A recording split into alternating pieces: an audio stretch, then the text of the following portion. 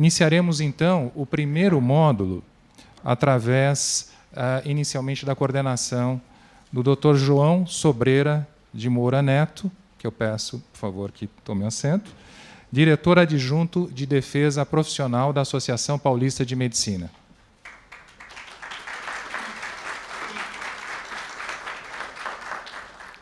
Convidamos também os palestrantes, o Dr. Arthur Pinto Filho, 4º promotor de Justiça de Direitos Humanos da área de Saúde Pública do Ministério Público de São Paulo.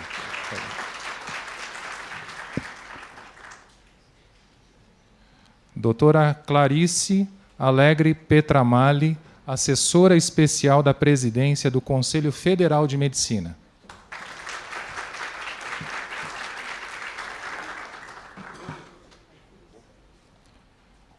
Estamos aguardando ainda o terceiro convidado, o Dr. Cláudio Luiz Lotenberg, que está chegando em minutos. Peço inicialmente, então, a palavra do Dr. Arthur Pinto Filho, que fará uma exposição com o tema O papel do Ministério Público na defesa do SUS. Por favor, Dr. Arthur.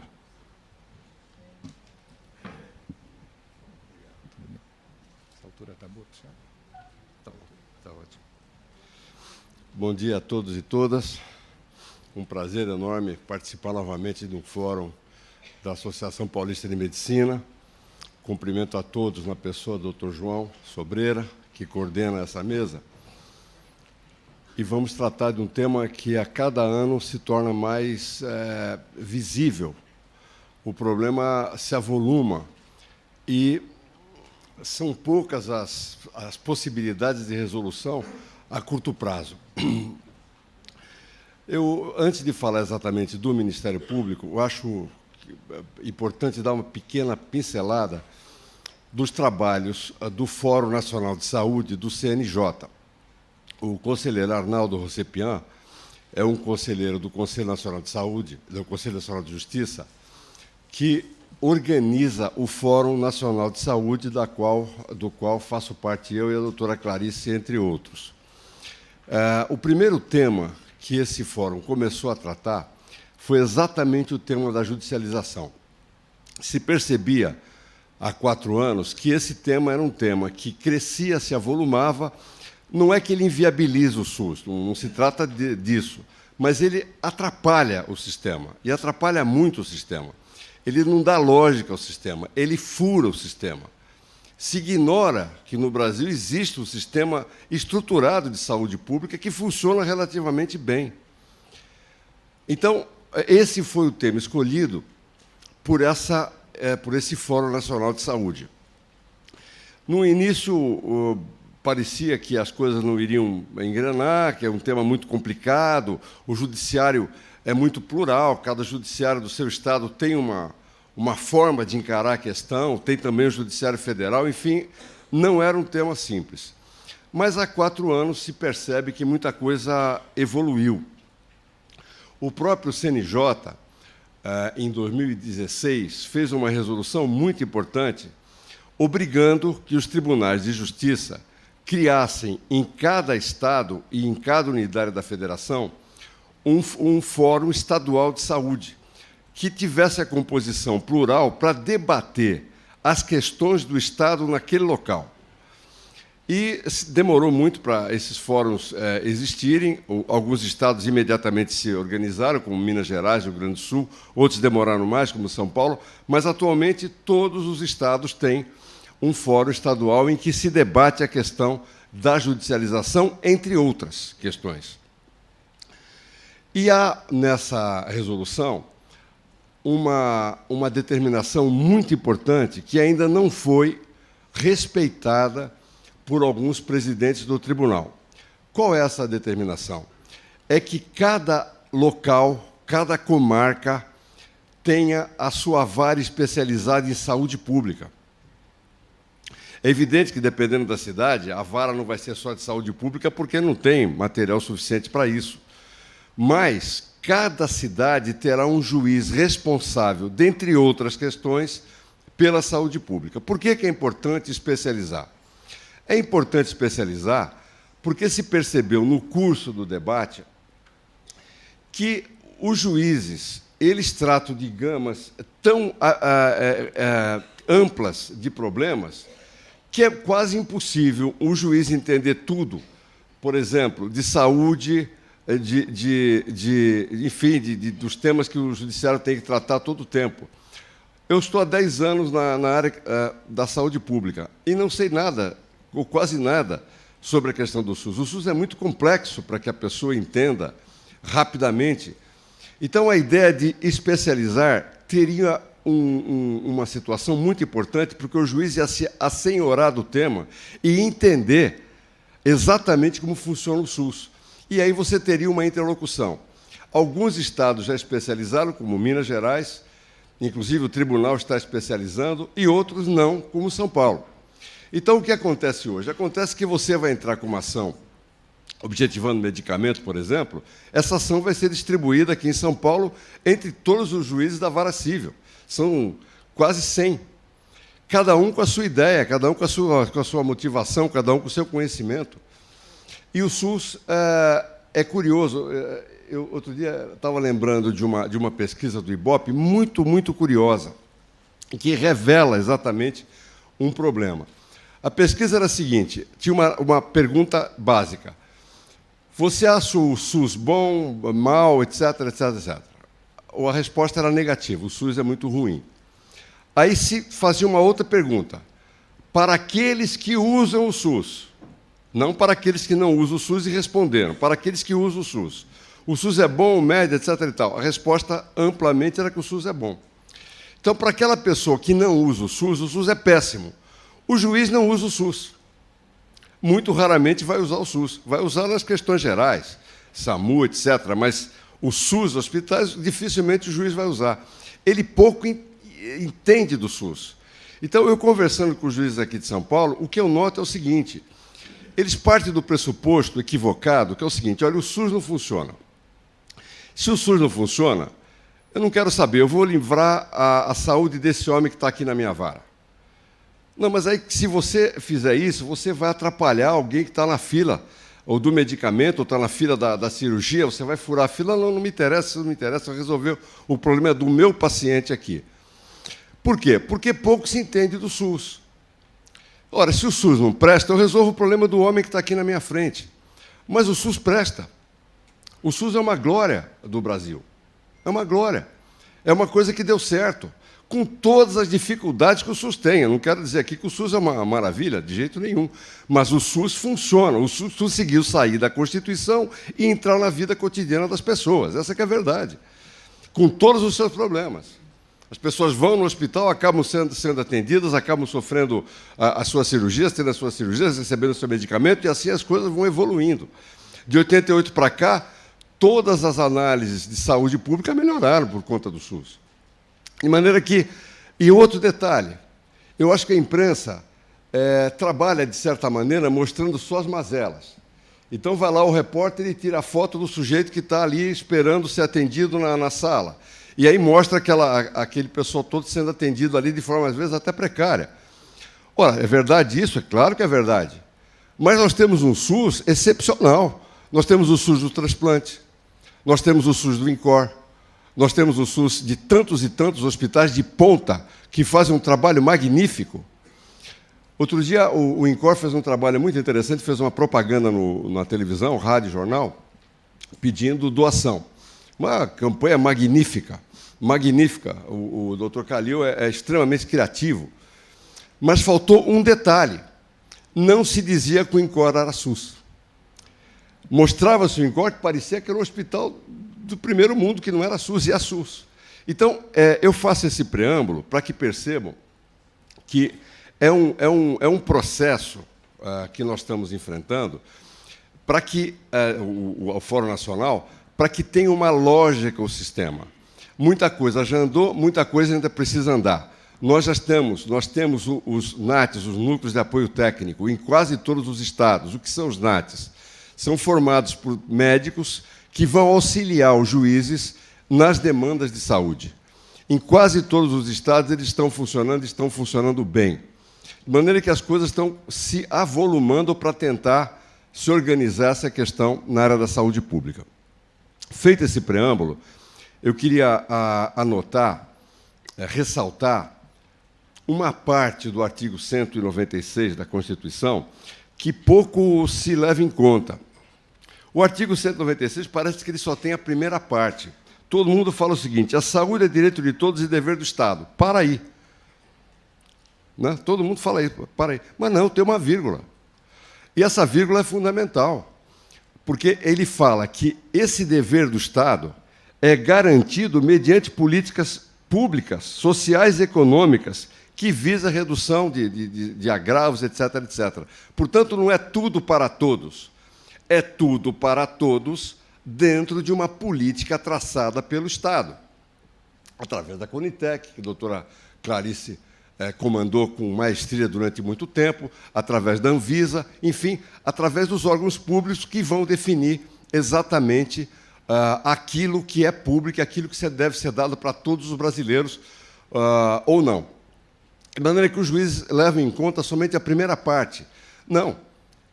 Nós temos um sistema que garante políticas públicas pelas quais tudo será dado para todos, dentro das possibilidades do Estado.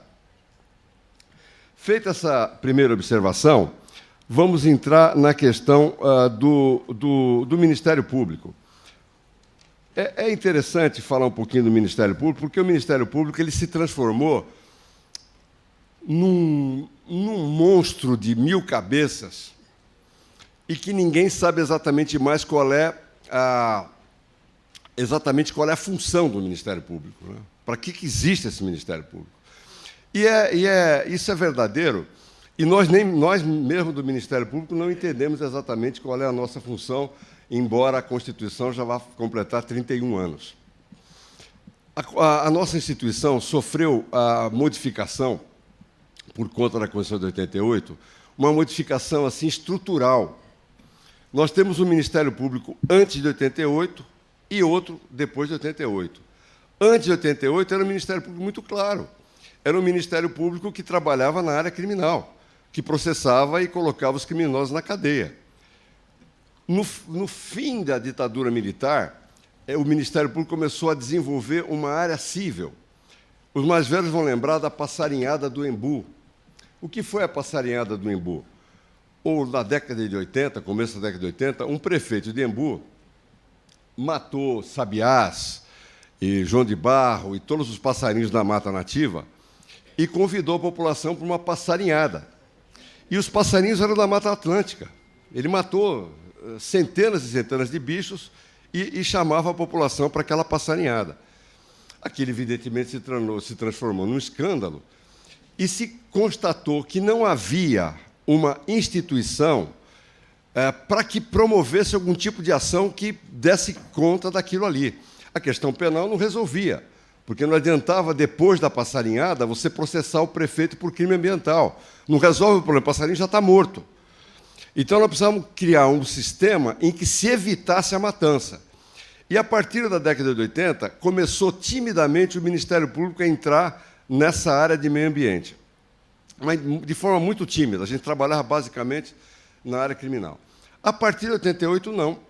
A partir de 88, o Constituinte entregou para o Ministério Público um rol de atribuições na área civil que não tem paralelo no mundo. Por isso que é difícil entender. Não existe no mundo um Ministério Público com a nossa formatação. Nós continuamos na área criminal, mas criou-se uma área civil. Qual era a ideia do Constituinte? Era um corpo com 2 braços, civil e criminal, que atuariam articuladamente. Articuladamente, cada qual trabalhando numa mesma direção. Evidente que isso não acontece. A área criminal foi para um lado, a área civil foi para o outro, as duas não se falam, ao contrário, cada uma fala coisas diferentes. Mas a ideia do Constituinte era que eles trabalhassem juntos. E, a partir de então, o Ministério Público começa a desenvolver a área civil de forma muito forte, na questão do meio ambiente, na questão do consumidor, na questão da saúde pública e assim para frente. Quando eu digo que nós não entendemos ainda a nossa função, é que é o seguinte: o nosso Ministério Público, aqui de São Paulo, por exemplo, e vamos ficar na nossa área, ele tem 2 promotores para a área da saúde pública e quase 20 na área, por exemplo, da família e sucessões, só no centro de São Paulo. Só no centro de São Paulo. Se for levar pela cidade inteira, tem mais de 50 para falar em família e sucessões.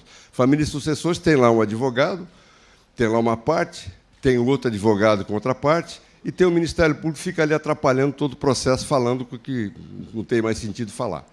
Mas nós estamos lá com tantos e tantos colegas e dois colegas na inclusão. Um lugar miserável como esse aqui, se a gente sair daqui e andar 2 passos, a gente vai bater em gente caída no chão.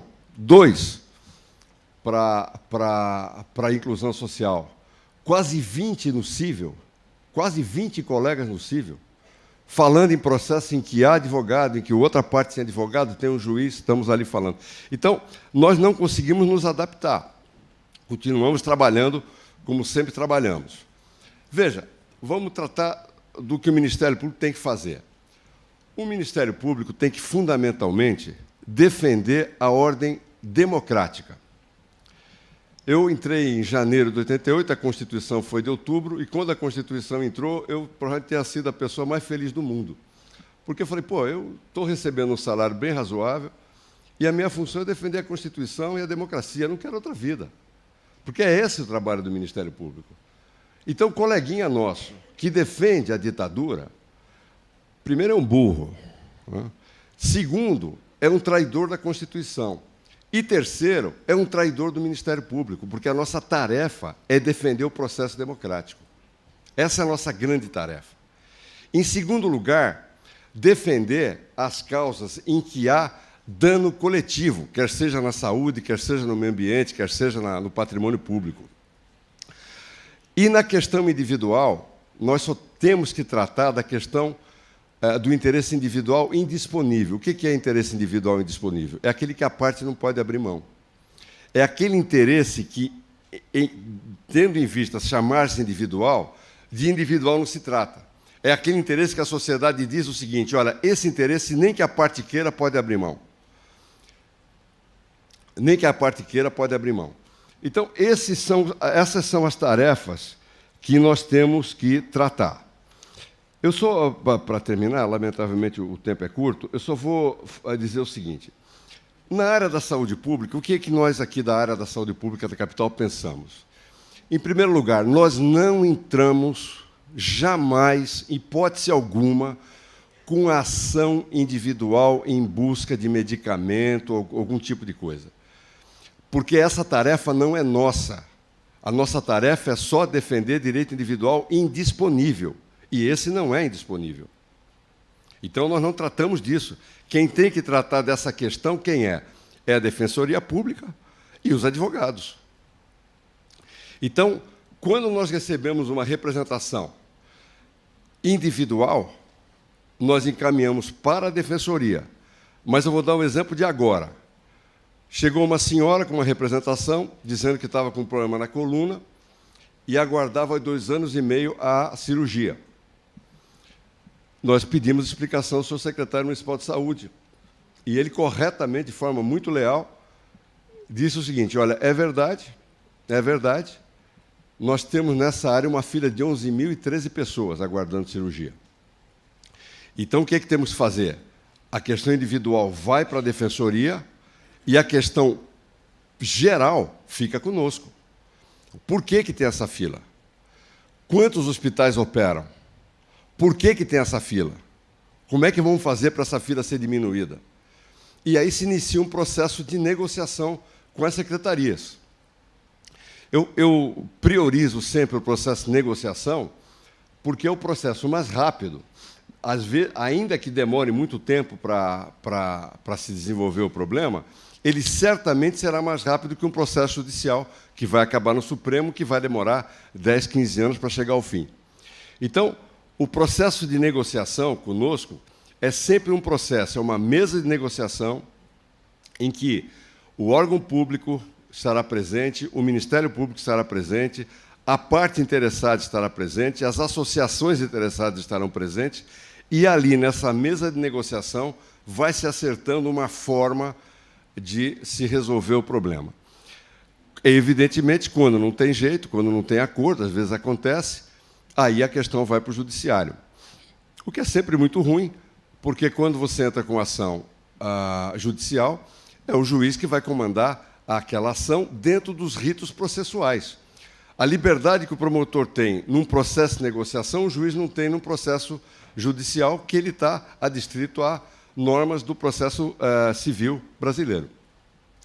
Então, nós aqui da área da saúde pública primamos pelo processo de negociação. Às vezes, o processo de negociação ele vai até um certo ponto, entra-se com uma ação, mas nunca se fecha o processo de negociação. Exemplo, a nossa festejada Cracolândia. Vocês lembram muito bem, a Cracolândia está aí há 28 anos, mais ou menos. E, num determinado momento, o governo do Estado achou por bem, resolveu o problema da Cracolândia mediante pancada. Então, chamou a PM, a nossa festejada PM, o estilo bem próprio, e a PM chegou lá distribuindo pancada. Nós chamamos, então, o secretário da Saúde, o secretário da Saúde Mental do Estado, e perguntamos, o que o senhor pretendeu fazer com isso? Ele explicou. Falou, olha, é muito simples, a gente tem a seguinte ideia. Se a gente criar, naquela situação, dor e sofrimento, veja a palavra, dor e sofrimento, as pessoas vão buscar tratamento. E se elas buscarem tratamento, elas vão resolver o problema delas e a Cracolândia vai acabar. Eu falei, isso aconteceu em algum lugar do mundo? Não. Isso tem algum referencial teórico que embase a sua ideia? Não. É que eu estava falando com a minha mulher ontem à noite. Tem nada? Então, tivemos que entrar com uma ação para obstar a violência da PM. O juiz deu a liminar, o tribunal confirmou a liminar e continuamos com o processo de negociação para evitar maiores transtornos àquela população. Eu queria, para finalizar, dizer que esse assunto da judicialização ainda vai andar muito. Ele vai seguir por um bom tempo, trazendo grandes transtornos ao agente público, ao gestor público. Mas a ideia que se tem é criar um sistema, que o CNJ, junto com o Fórum Nacional de Saúde, está organizando, criar um sistema para que essa questão fique dentro dos limites do razoável. Agradeço muito a gentileza e muito obrigado pela atenção.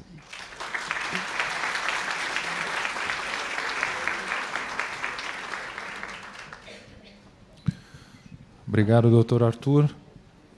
Gostaria de reforçar que as nossas recepcionistas estão à disposição para receberem as perguntas. Os formulários estão nas pastas. Tão logo encerre as apresentações, abriremos os espaços para as respostas. Gostaria de chamar agora a doutora Clarice Alegre Petramalli, expondo o tema: a judicialização e os desafios para a incorporação de novas tecnologias do SUS.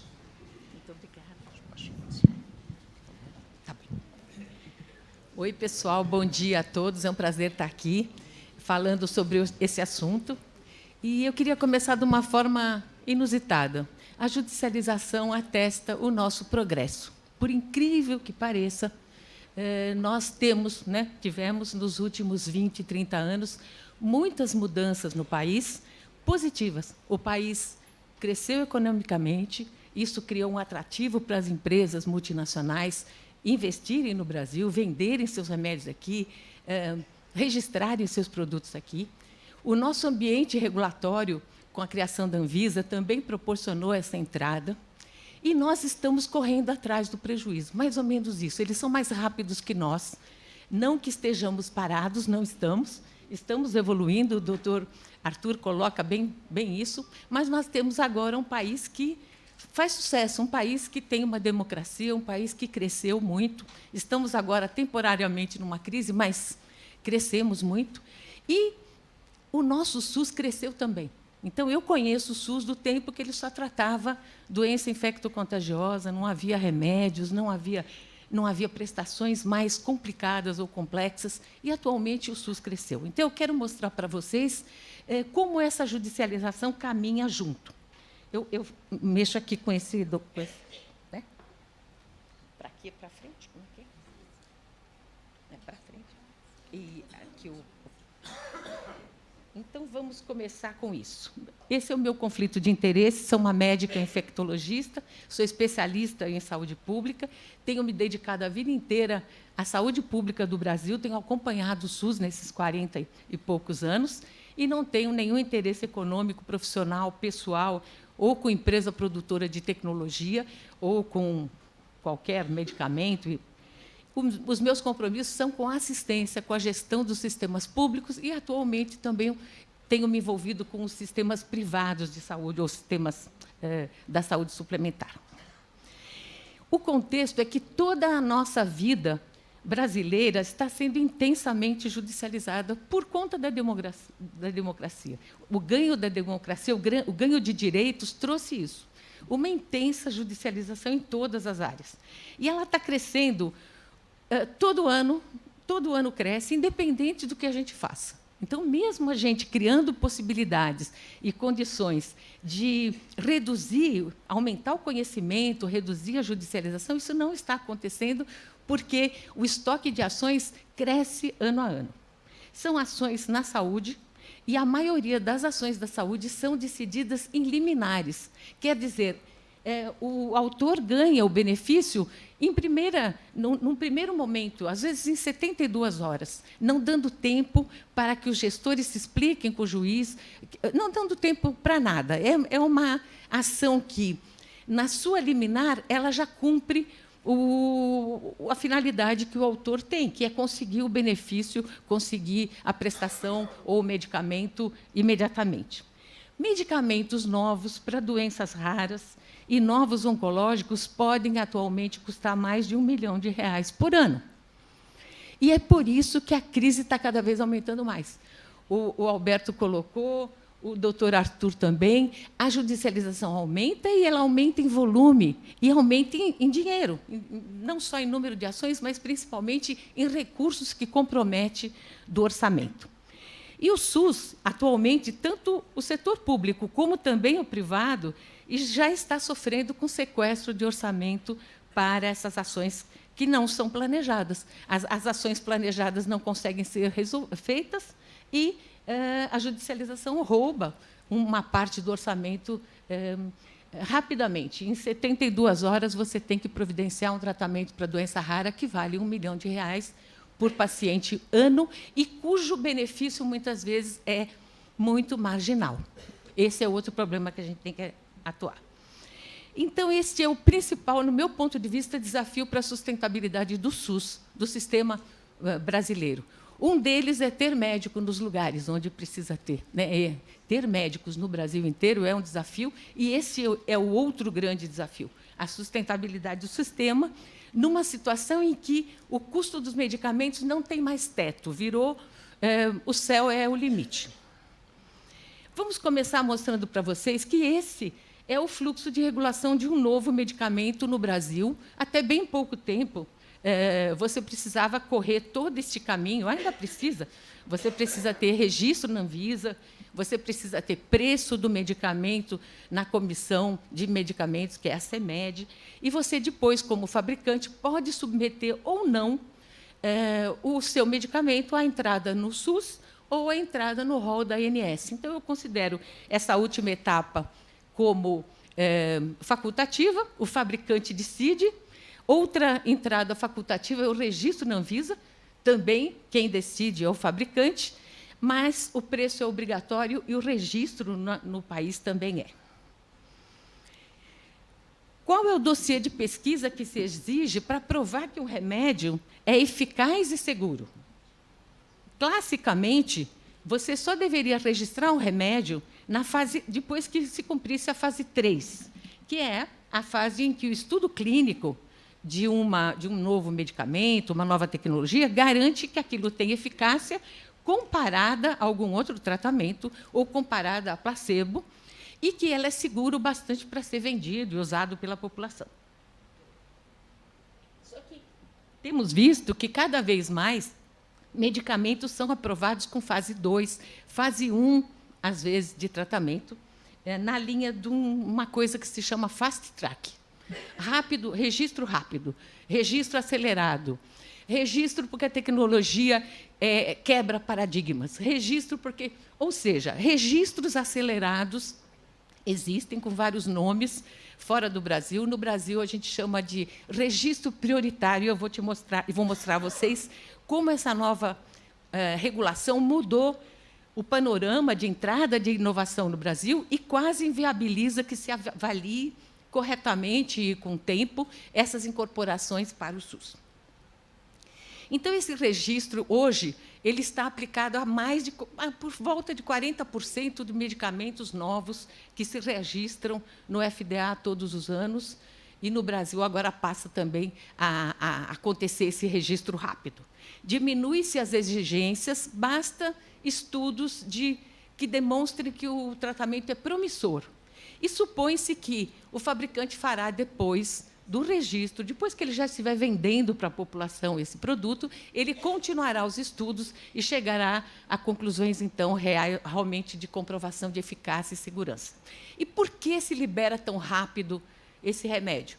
Porque se alega que a doença é muito grave, que não há tratamento para essa doença, que o câncer precisa ser bloqueado, e, por isso, a gente tem uma enormidade de novos remédios sendo lançados todo ano, no mundo todo, com ensaios clínicos apenas promissores e que, muitas vezes, ou não se completam, ou não são publicados, ou não confirmam o promissor que mostrava na primeira fase. Então, isso tudo tem acontecido no mundo e o mundo inteiro está pagando um preço muito alto para isso. Países organizados, que têm um conjunto de regulação muito forte, se defendem mais.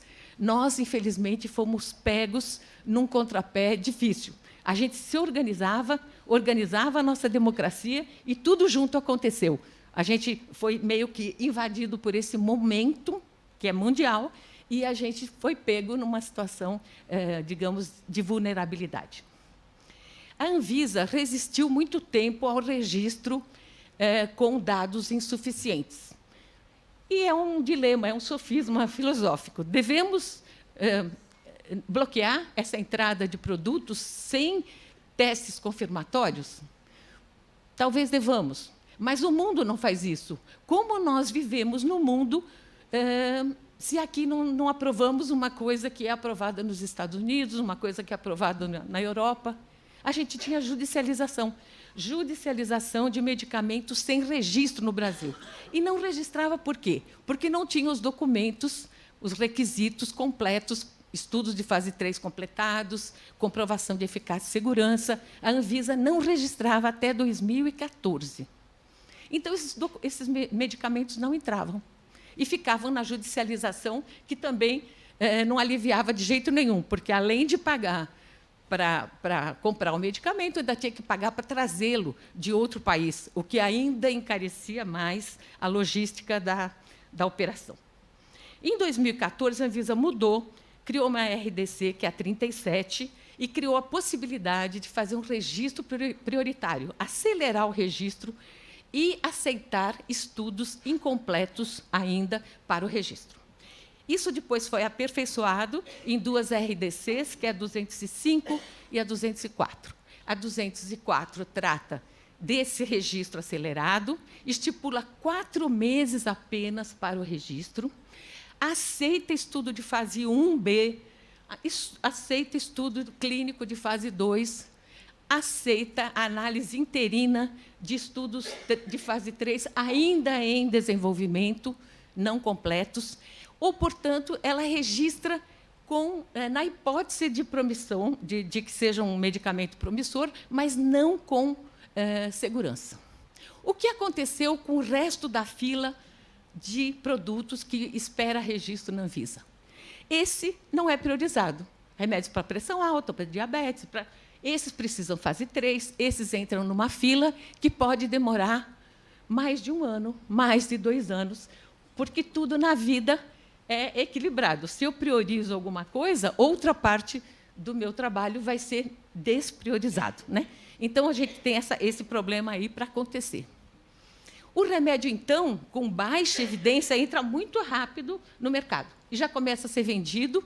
E os preços que esses medicamentos obtêm no primeiro mercado que eles conseguem entrar, que geralmente é o FDA e os Estados Unidos, é um preço liberado, um preço altíssimo. Então, você vai ver cada vez mais remédios para câncer entrando com preços muito mais altos do que os medicamentos que ele substitui ou que, teoricamente, ele se adiciona, né, a eles, porque muitas vezes são somados esses efeitos. Os efeitos de beneficência não comprovados. Os efeitos de eficácia, de segurança, não comprovados. Supostamente, eles serviriam para algumas pessoas e fica um problema muito grande para nós médicos prescrevermos esses tratamentos, porque a bula é vaga. A bula não nos ajuda e nós não podemos dizer claramente qual o benefício que teremos se vamos usar aquele remédio para um doente. Então, cabe um problema profissional grande aí para ser resolvido. Para a Conitec, que precisa analisar as evidências para incorporar para dentro do SUS essas novidades, o problema é grande, porque eu sei que custa R$1 milhão por paciente, mas eu não consigo identificar o valor. Qual o benefício que ele entrega finalmente ao doente? Eu precisaria saber isso para saber se ele é custo efetivo ou não. Ele cura a pessoa? Não. Ele aumenta a sobrevida global, no caso do câncer? Muitas vezes não está comprovado. Ele consegue melhorar a qualidade de vida? Isto não foi testado. Muitas vezes ele só consegue reduzir um pouco o tamanho do tumor, e isso é considerado uma notícia interessante, alvissareira, mas que pode não querer dizer nada para a vida do paciente. E isso está entrando por aí.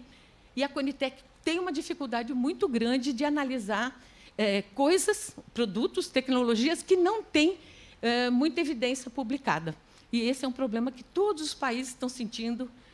O NICE sente no seu grupo que analisa tecnologias, o CADIT no Canadá também sente o mesmo problema, e o Brasil está sentindo também esse mesmo problema. A Conitec, como vocês sabem, é a comissão institucionalizada legalmente para fazer essas análises. Ela precisa de um dossiê completo, ela precisa de evidências de eficácia e segurança que digam qual é o benefício, e precisa também de um preço para que ela possa fazer as relações de custo-efetividade, saber se vale a pena incorporar ou não uma determinada tecnologia. Aí tem dois caminhos. Ou ela incorpora sem essas evidências, portanto, assinando um cheque em branco, né, sacando do orçamento um dinheiro sem saber se o benefício haverá, se haverá um benefício mesmo para aquilo, ou ela nega, esperando mais evidências, né? E, enquanto isso, a judicialização vai correr solta. Porque, para o juiz, para o caso concreto, para quem prescreve, ele escreve que na bula está escrito que o remédio é para aquilo. E, portanto, alguém há de pagar aquilo ali. Então, a gente não tem saída. Ou incorpora com pouca evidência e faz um monitoramento disso, ou a gente realmente vai ter problemas com a judicialização por não incorporar no SUS. Toda a submissão, a recomendação de pedido à Conitec, vocês podem consultar no site, né, e dar o passo a passo direitinho, como fazer em relação a isso. Se há uma recomendação favorável, ela leva 6 meses para avaliar. Você vê mais tempo do que a Anvisa está levando para registrar. Depois ainda tem mais 6 meses para comprar o remédio, distribuir para os estados e tal. É 1 ano e pouco. Durante esse tempo todo, judicialização. Aqui alguns números da Conitec mostrando que ela tem trabalhado muito. Tem trabalhado para a indústria, avaliando o que a indústria pede, tem trabalhado para o SUS, que é o outro, que é o vermelhinho, né, o amarelinho é a indústria, e mostrando a quantidade de produtos que ela já avaliou durante esses 5, 6 anos que ela existe. A maioria do que ela avalia é medicamento. Vocês veem aí mais de 60%, quase 70% é medicamento, de um total de 742 incorporações.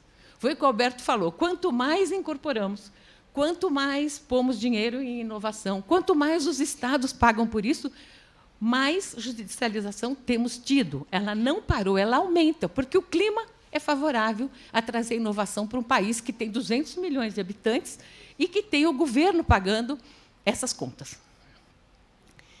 Também outros países não aprovam tudo. Quando você vai ver, a média de aprovação está entre 60% e 80%, mais ou menos, em todos os países, seja na Inglaterra, seja no Reino Unido, na Escócia, seja no Canadá, seja no Brasil. Esta é mais ou menos a taxa de incorporação.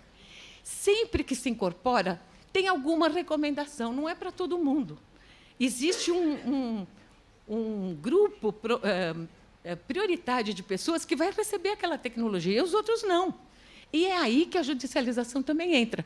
Grupos que não tenham sido contemplados com essa tecnologia, porque, para eles, o benefício é menor do que o risco, por exemplo. Então, não vale a pena usar. Mas isso não é um limite para a judicialização.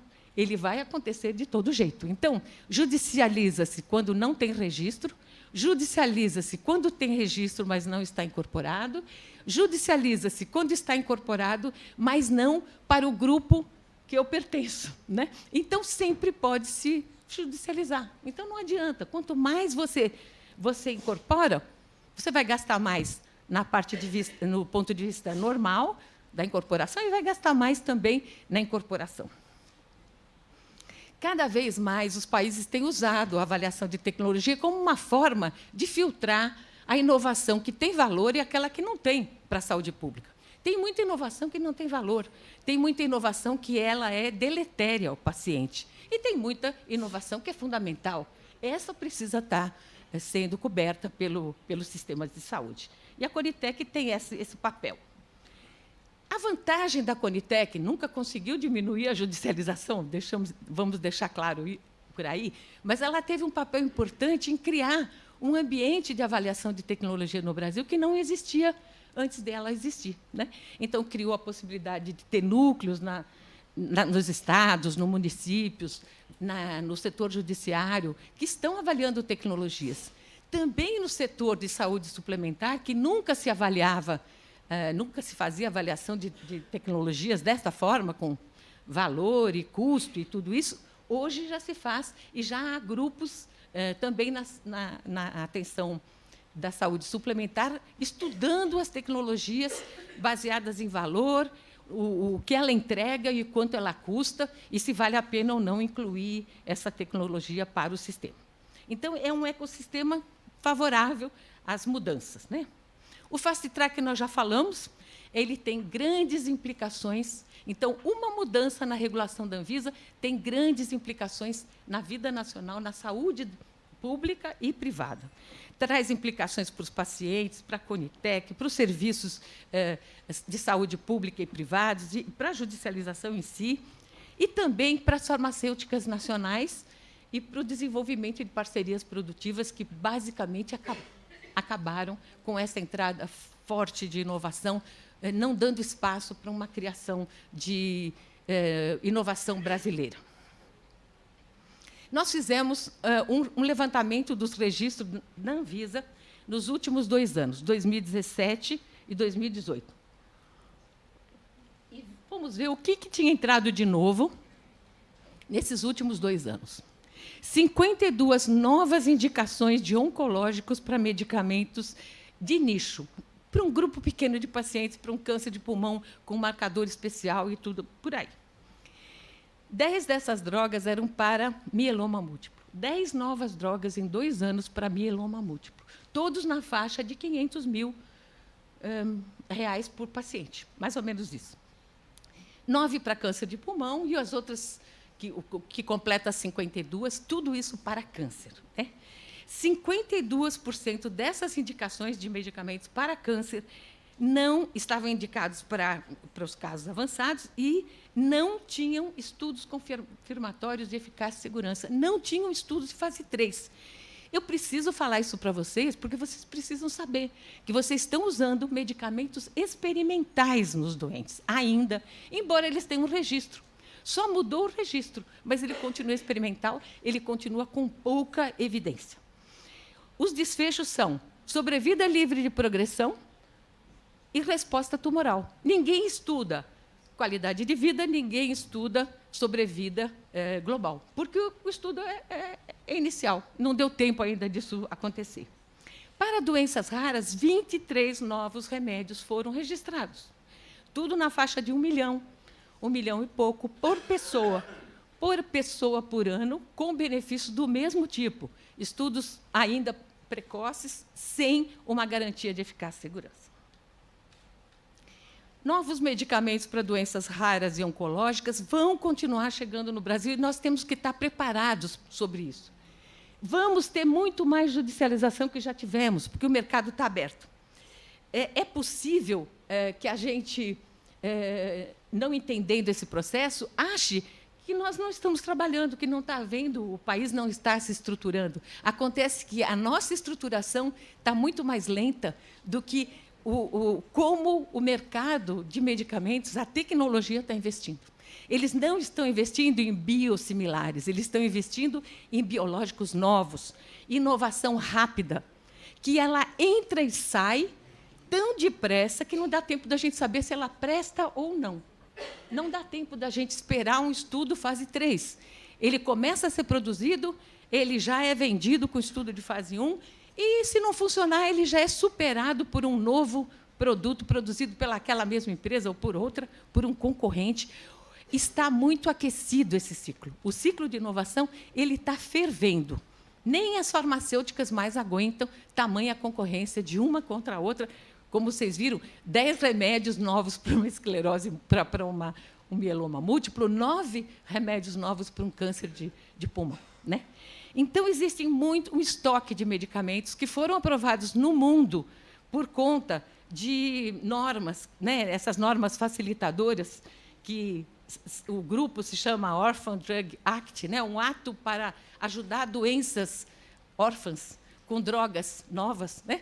E que facilitou essa entrada de produtos no mundo. São mais de 450 produtos já registrados nos Estados Unidos que virão para cá. Eles virão para cá na medida que as farmacêuticas assim entenderem como útil. Espera-se que nós cresçamos, o mercado farmacêutico cresça o dobro aqui do que vai crescer no mundo nos próximos 10 anos. O Spinraza é talvez o caso mais comentado sobre isso, né? Ele entrou com estudos também preliminares.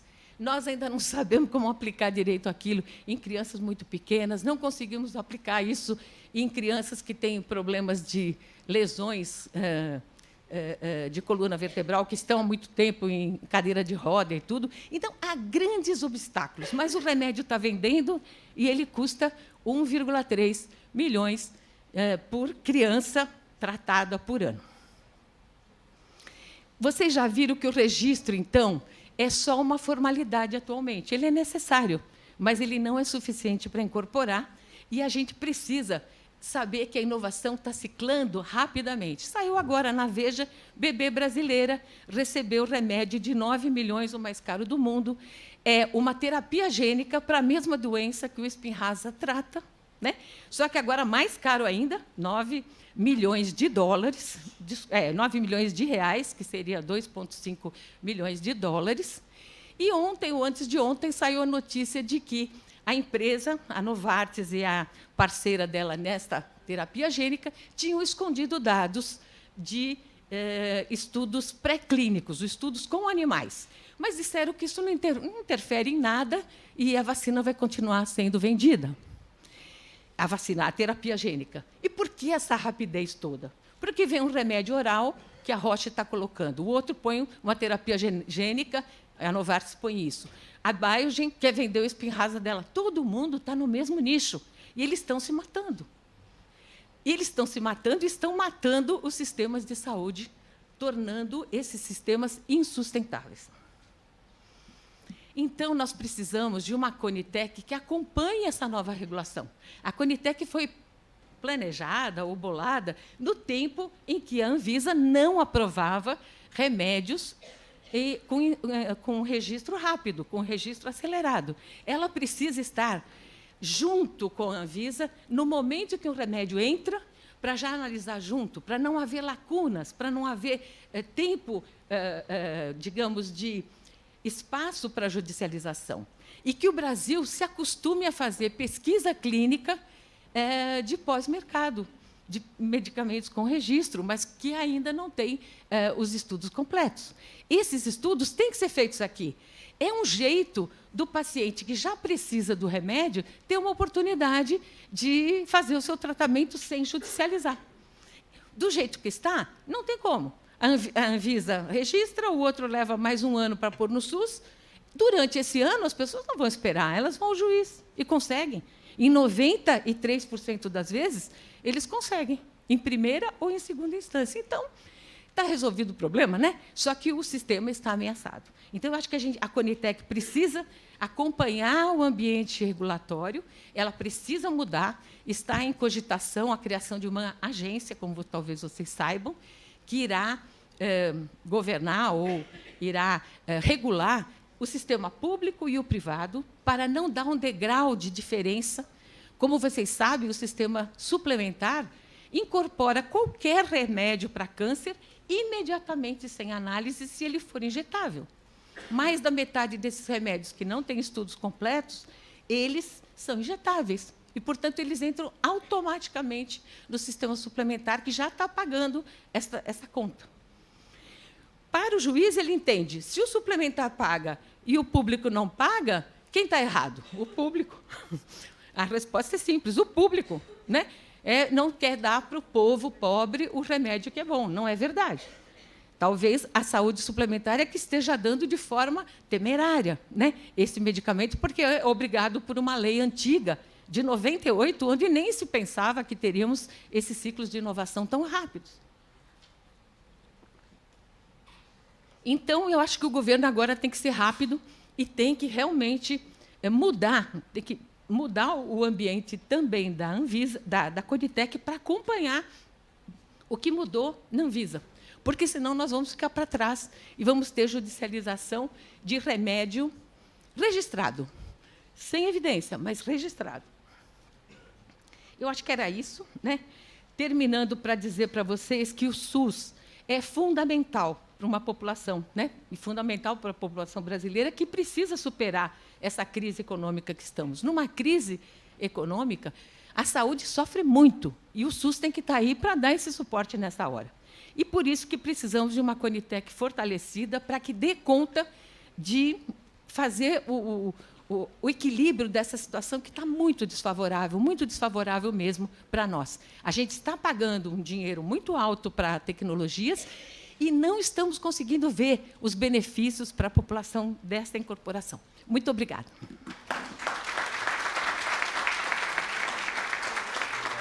Gostaria de chamar o Dr. Cláudio Luiz Lotenberg, presidente da United Health Group Brasil, que fará a exposição sobre o tema Importância do diálogo no combate à litigiosidade. Por favor, Dr. Cláudio.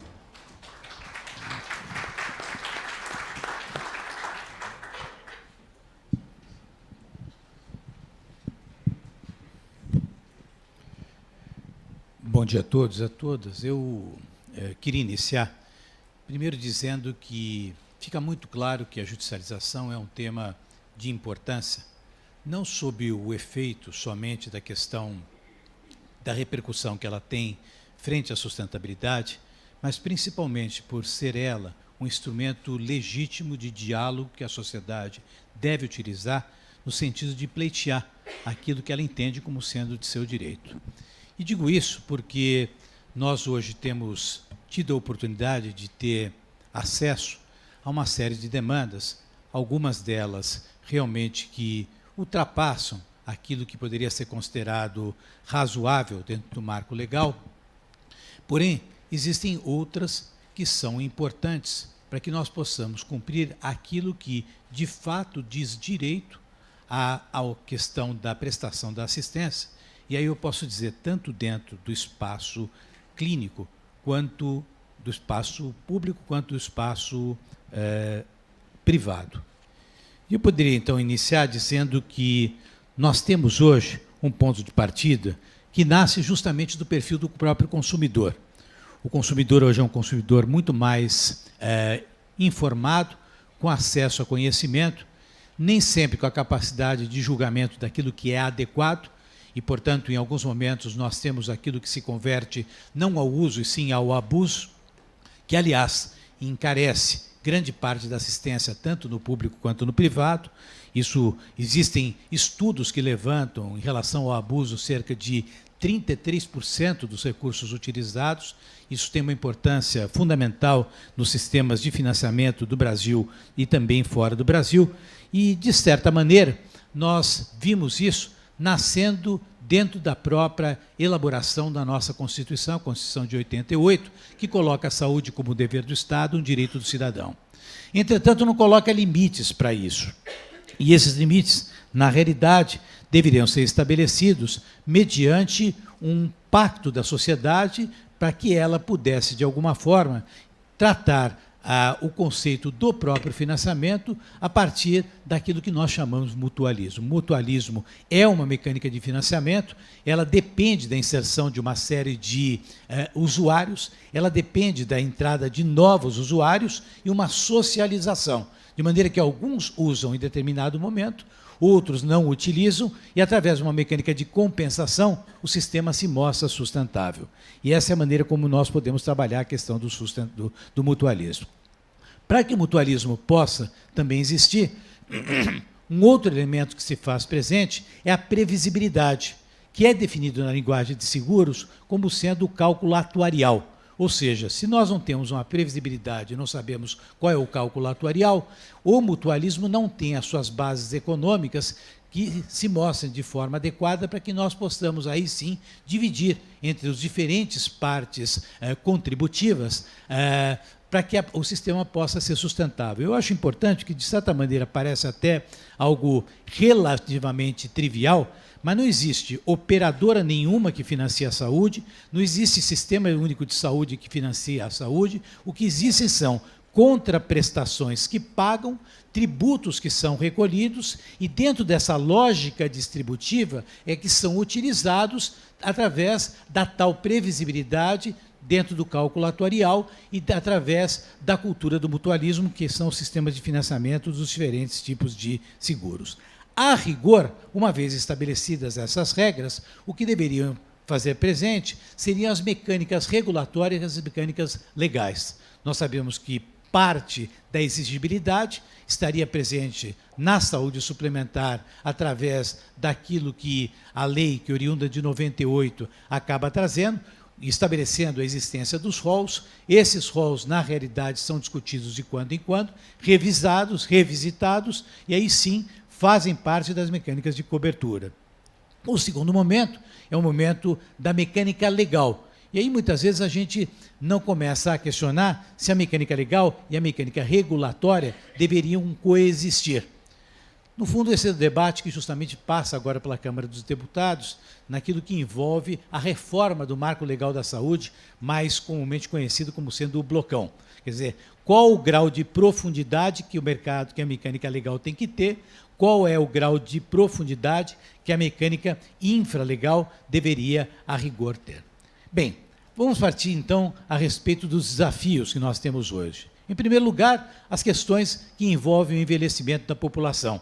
Hoje nós sabemos que a expectativa de vida aumenta, as contraprestações no sistema privado, elas estão limitadas até os 60 anos de idade, e a gente sabe que isso também não é algo factível. A maior prova disso é a necessidade da revisão da reforma da Previdência, ou seja, a gente sabe que para as pessoas viverem mais, elas vão ter que pagar mais, e a lógica da inserção da saúde nesse sentido também deverá ser revista. O segundo aspecto, e aí que tem um impacto importante, é a própria apropriação tecnológica. A apropriação tecnológica no Brasil, ela até segue uma mecânica, a meu ver, bastante mais adequada quando comparada nos Estados Unidos. Nos Estados Unidos, uma vez que um determinado tipo de novo recurso tecnológico é aprovado, a possibilidade de ele ter que ter cobertura contratual através do seguro-saúde é quase que imediata. Na Europa já não é assim. Por quê? Porque mesmo que ele esteja aprovado, ele passa para o processo de comparabilidade com tecnologias já vigentes e, portanto, não é necessariamente adotado, o que, de certa maneira, mitiga o desperdício. Ou seja, é muito mais uma ação que envolve métricas realizadas pela comunidade médica no sentido da decisão se vai ou não vai utilizar, do que uma verdadeira ditadura da indústria que impõe elevação de custos, que hoje, nos Estados Unidos, leva a aproximadamente 20% do produto interno bruto daquele país alocado só em saúde, com crises reiteradas e, portanto, uma necessidade, a meu ver, mais criteriosa na forma de apropriar a tecnologia. E o terceiro ponto que eu quero discutir com vocês é a própria baixa da atividade econômica no país. Nós sabemos que, com baixa atividade econômica, toda a reforma que antecedeu no período anterior ao atual governo, onde foram criados os limites de teto por razões de equilíbrio fiscal, mesmo que não fossem adotadas esses limites, nós sabemos que a quantidade de recursos que é alocada em orçamentos do Tesouro Nacional depende da capacidade de arrecadação. Se a atividade econômica do país não prospera, a arrecadação é pequena e, portanto, nós temos menos recursos para serem utilizados nos orçamentos nacionais. Dentro de outra vertente, menor atividade econômica, menor criação de emprego. Com menos emprego, menos crescimento do sistema de saúde suplementar. Portanto, a atividade econômica no país ela tem que ser de alta importância, deve ser respeitada, devemos torcer para que a economia caminhe bem, porque ela tem o efeito direto, tanto no Sistema Único de Saúde, quanto no próprio Sistema Suplementar de Saúde. No Brasil, nós temos hoje uma alta taxa de judicialização.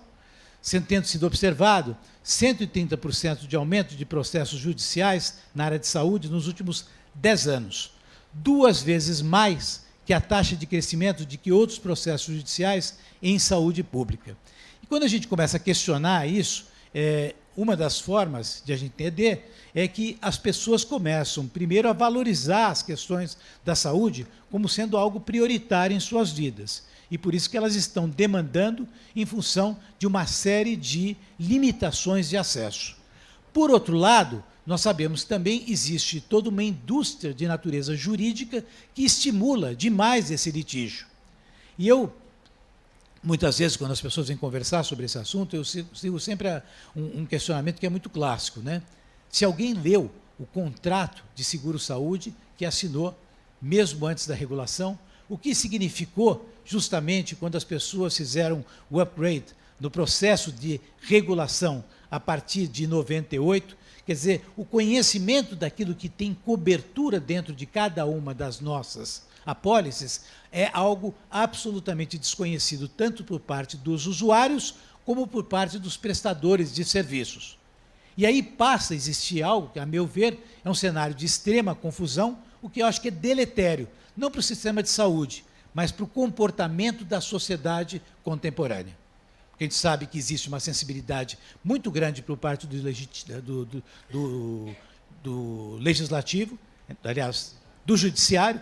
Existe um apelo muito forte, porque se tratam de questões de saúde, e aí, num primeiro momento, sempre a decisão acaba sendo favorável, e a gente sabe que aquela decisão favorável que pode ajudar naquele caso específico, e que eventualmente não tenha suporte de natureza legal, porque a rigor isso terá que ser ajustado em cortes de instâncias superiores, isso traz um prejuízo à sociedade como um todo. Grande parte das judicializações são absolutamente impróprias e indevidas, e acabam sendo pagas. Isso é bom, talvez, no sentido da leitura individual, mas tem um preço enorme junto à sociedade dentro de uma visão mais coletiva. Existe um crescimento enorme, como vocês podem ver aqui, São Paulo mais do que no Rio de Janeiro, não saberia exatamente dizer o porquê disso, não sei se são cidadãos mais bem informados, não sei se são organizações que estimulam essa mecânica de demanda de uma forma mais bem estruturada, não sei se saberia dizer se é talvez um estímulo da indústria patrocinando esse tipo de movimento, mas o fato é que são números que chamam atenção, né, nos dois casos. E qual é a percepção do judiciário em relação à judicialização? Em primeiro lugar, ele entende que o consumidor, ele geralmente está em desvantagem. Isso é fato. Aliás, o equilíbrio do entendimento entre aquilo que deveria ser prestado na área da saúde e aquilo que não é necessariamente necessário é justamente o papel a ser exercido pelas agências. As agências foram criadas justamente para mitigar o confronto de uma sociedade que quer ver os seus direitos preservados, mas a economia que tem que ter ali também um ponto de referência para que seja sustentável. Então, as agências surgiram dentro desta linha. A questão das agências é que elas, de alguma forma, passaram a se politizar, não se utilizaram necessariamente dos melhores critérios técnicos, e isso levou a um desequilíbrio. E hoje tem sido muito difícil, inclusive, a gente poder trazer propostas técnicas dentro do contexto das agências. Isso não é só para a ANS, isso é para a ANS, isso é para a Anvisa, para a Anatel, quer dizer, todas as agências, que eu entendo como sendo instrumentos importantes, elas acabam, na realidade, trazendo uma visão, entendo eu, pouco técnica, mais política e pouco construtiva.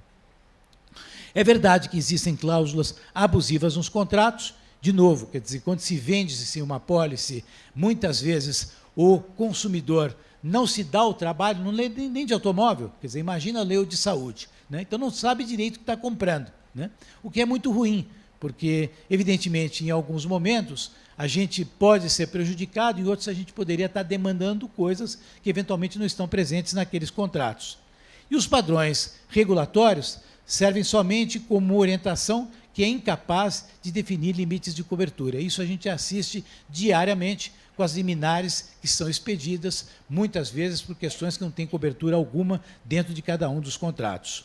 Portanto, os serviços de saúde suplementar devem ser garantidos de uma forma que seja limitado, ou seja, é um contrato, quer dizer, não é uma folha em aberto para que a gente possa ficar consumido. Aliás, talvez seja esse o grande vilão do sistema de remuneração no nosso país, o sistema fee-for-service, o entendimento de que a gente pode consumir da forma como a gente quer, de maneira variável e sem qualquer preditividade. O que mais ofende a sustentação de um seguro-saúde é variabilidade e falta de preditividade. E isso, de certa maneira, acaba acontecendo aqui. Não estou dizendo entrando no mérito de cada uma das judicializações, mas cada vez que acontece uma judicialização por algo que não há cobertura, você perde justamente a previsão do que representaria o gasto daquele tipo de manifestação frente ao coletivo. A judicialização ela não é um atributo exclusivo da área privada. Está aqui o Giovanni Cherry, que pode falar melhor que todos sobre a sua experiência em termos de judicialização na saúde pública. É um dilema de proteção de um direito fundamental versus limitações orçamentárias. E existe uma necessidade de balancear a expectativa do consumidor com o princípio de reserva do possível. E é interessante, porque também parte da judicialização da área privada, muitas vezes ela ganha endereço dentro da esfera pública, inclusive com estímulos de advogados, de grupos organizados, que muitas vezes distorcem por completo projetos orçamentários, contemplando uma pequena minoria com direitos, talvez, não posso eu afirmar, questionáveis. E dentro da área privada, nós temos hoje cada vez mais um aumento enorme na oferta de novos medicamentos e tecnologias para exames. E é interessante, Akira, o ano passado houve uma diminuição do número de usuários do sistema suplementar. Porém, o faturamento dos prestadores aumentou. Graças a quê? Frequência e intensidade. Ou seja, começaram a internar mais vezes os pacientes e permanecer mais tempo os pacientes dentro dos hospitais. E, portanto, quer dizer, existe nitidamente e documentado, no momento que a gente vê cenários de deshospitalização, de simplificação processual, uma utilização imprópria, com abuso, e aí sim eu acho que caberia uma boa judicialização. Essa pautada por má prática assistencial.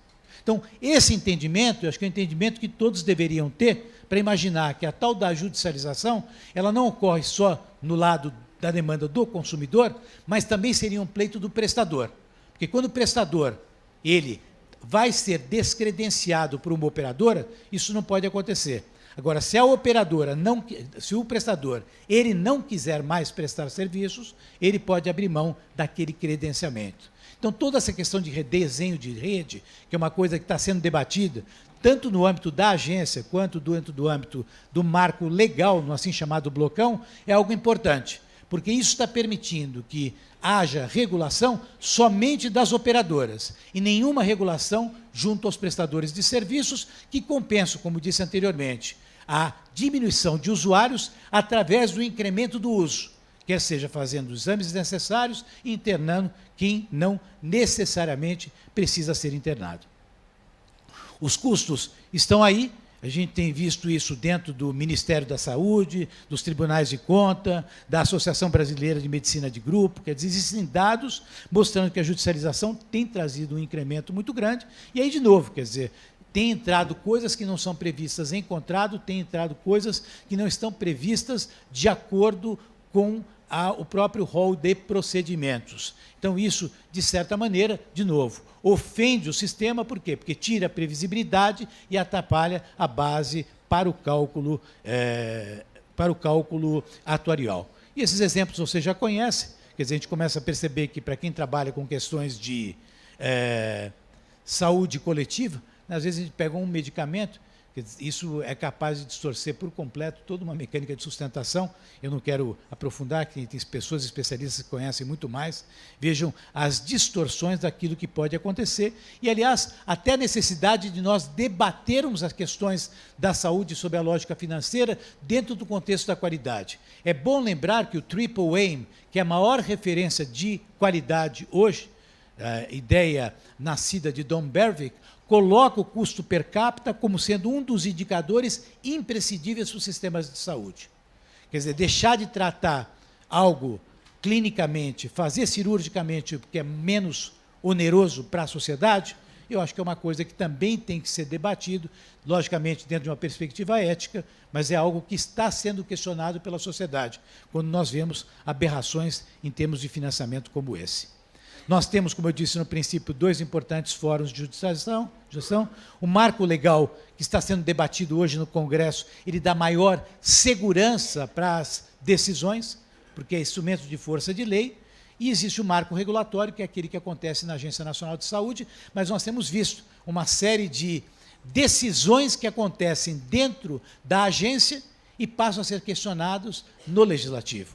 A questão da coparticipação, franquia, quer dizer, que é um instrumento de mitigação de custo, é algo que trabalha contra o ofensor de custo, é algo que também havia sido aprovado dentro da estrutura da agência e que foi revogado através do marco legal. Então, um dá mais consistência, dá mais qualidade, o outro, que deveria ser algo mais leve, mais rápido, infelizmente não dá a consistência adequada e se transformou muito mais num centro de multas, de NIPs, e o que eu acho que é lamentável.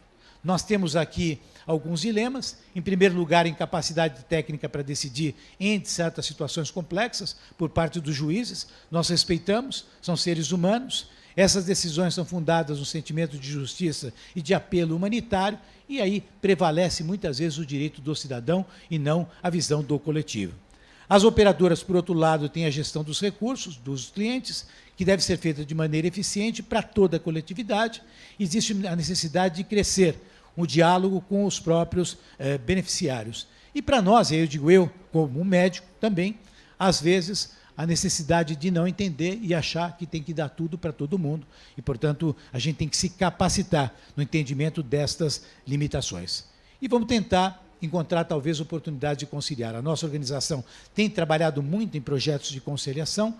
Quando eu assumi a presidência do grupo, um dos elementos é que não deveríamos brigar, independentemente de rol. Em certas ocasiões, é melhor que você faça um acordo, porque, de fato, faz sentido de acordo com o processo da assistência, que o paciente faça uso daquilo.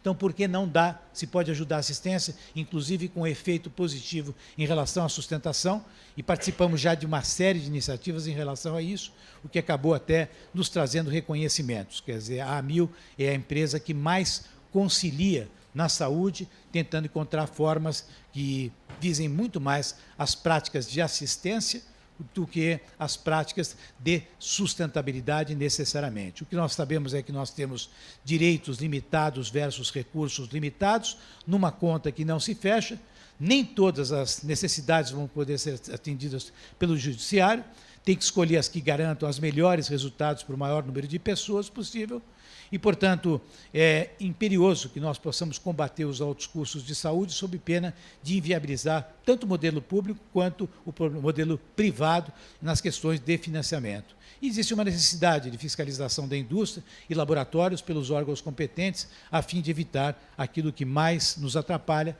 que são as assim chamadas práticas abusivas.